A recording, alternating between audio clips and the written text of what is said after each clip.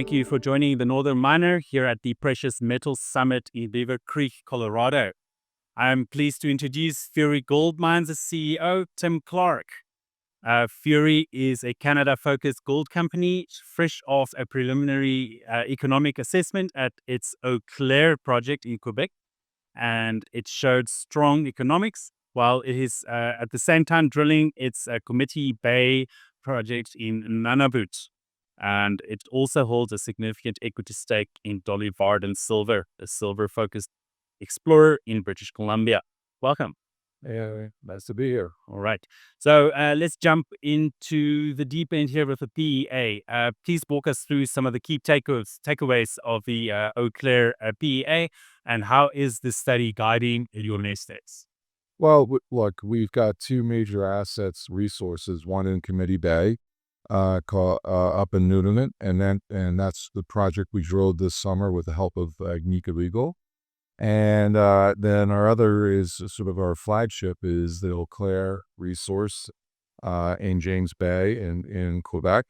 And what we wanted to do is it's like building a house, and we got it. We came and needed cleaning up and restructuring. And we spent 3 years of drilling, and we put a resource update out about a year and a half ago, adding another 500,000 ounces.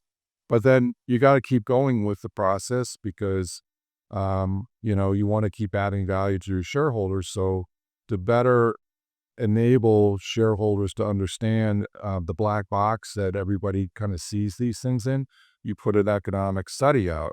And you use certain assessments, like we used $2,400 gold for our financing kind of review. We use $1,900 and $2,000 gold for the mineral resource and the engineering.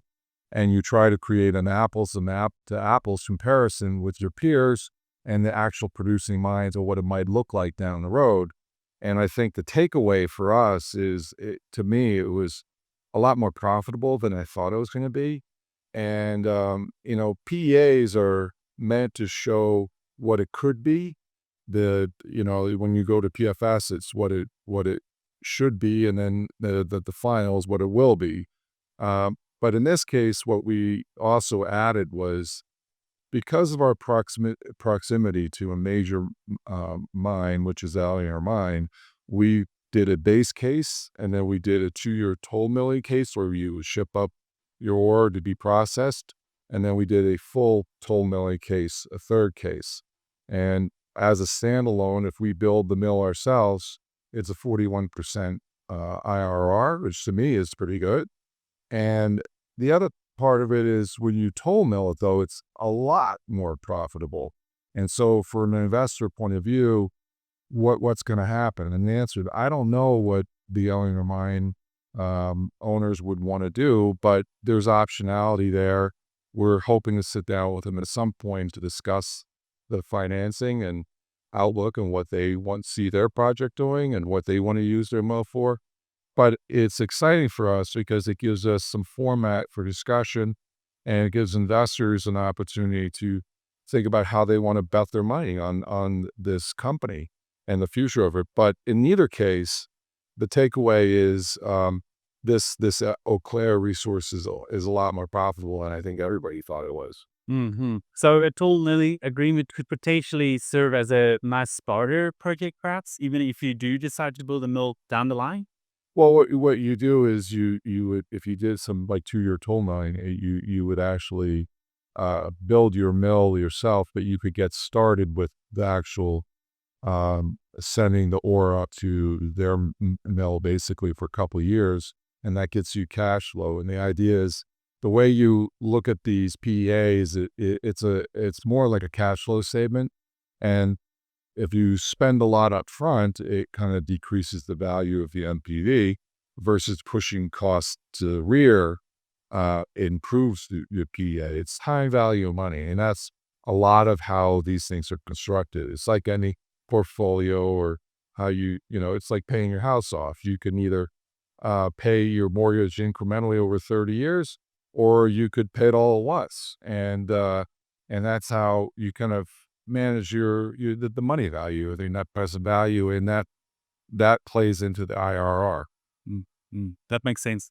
So, with activity underway at both Eau Claire and Committee Bay, what should investors understand about your sequencing, of these assets? Some might need your bifurcating or rotation. How do you? No, it's a fair question because when I came into the company, what I liked about it was, well, number one, it was in Canada, and number two, it was big properties next to big companies, which in a consolidating market, those are more attractive.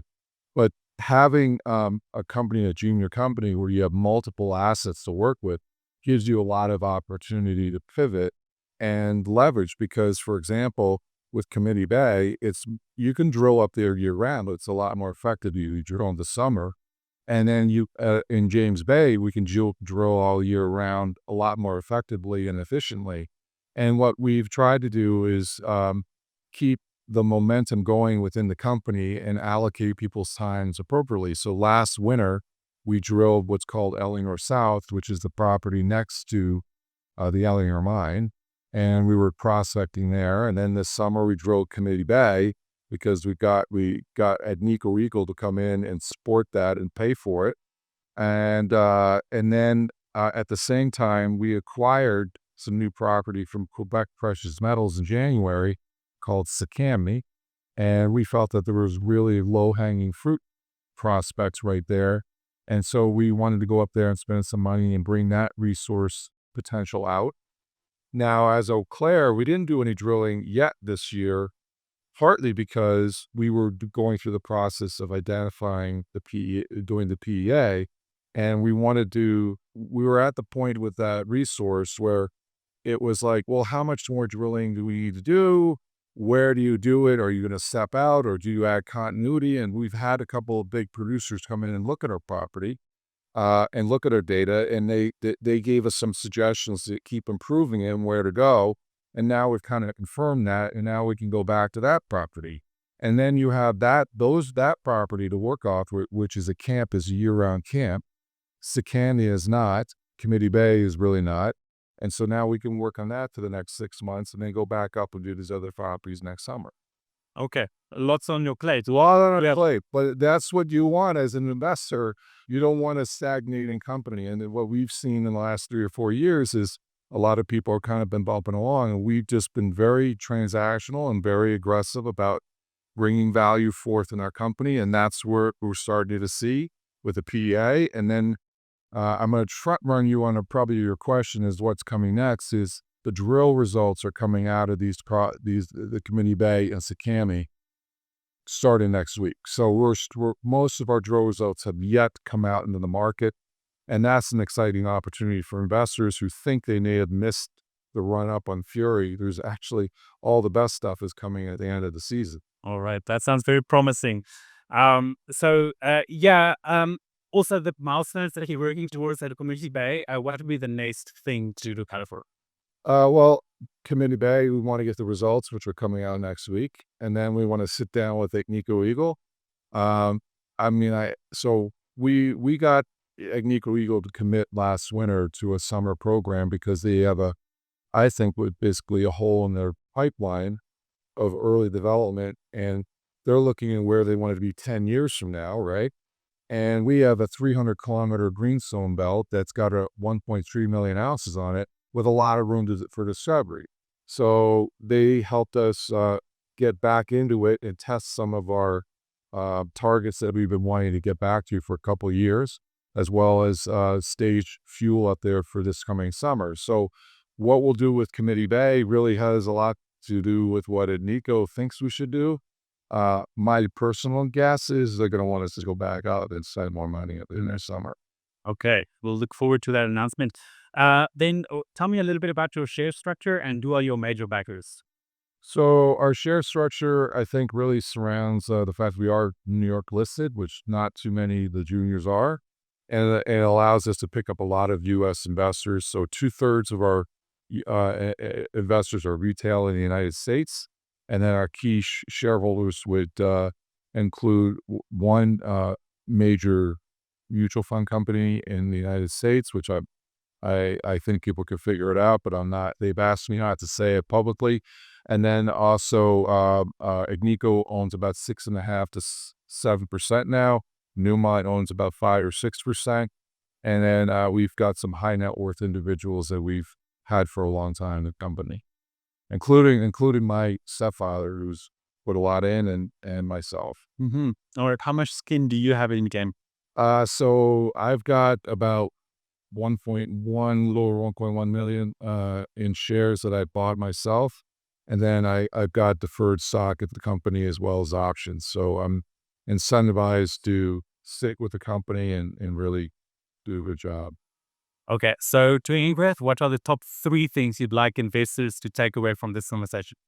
Look, I think that Fury is one of the companies that has real assets in the junior space, and we've got plenty of cash with the Dolly Varden. Our I think we've originally, when we sold our Homestake Ridge to Dolly Varden, we got 45 million in equity, and we've taken out about 20 million, and we've kept our dilution down because of that. We bought some properties with it. And today, I think our Dolly Varden is still worth about 60 million. So our Dolly is 60 million. We got probably another 4 or 5 million in cash and cash equivalents and other things we can sell. Plus, and then our market cap's about 165 million. So it's a pretty nice balance. Dolly used to make up about 75% of our market cap. Now it's down to about 30. It's much more reasonable. I'm on the board of Dolly Varden. The company is going great. The board is great culture. They've got great attitudes towards building their company. So we're very happy to own the shares. But we will be selling little bits and pieces to keep funding what we're doing at Fury going forward. Perfect. All right. That was Fury Gold Mines' Tim Clark, the CEO.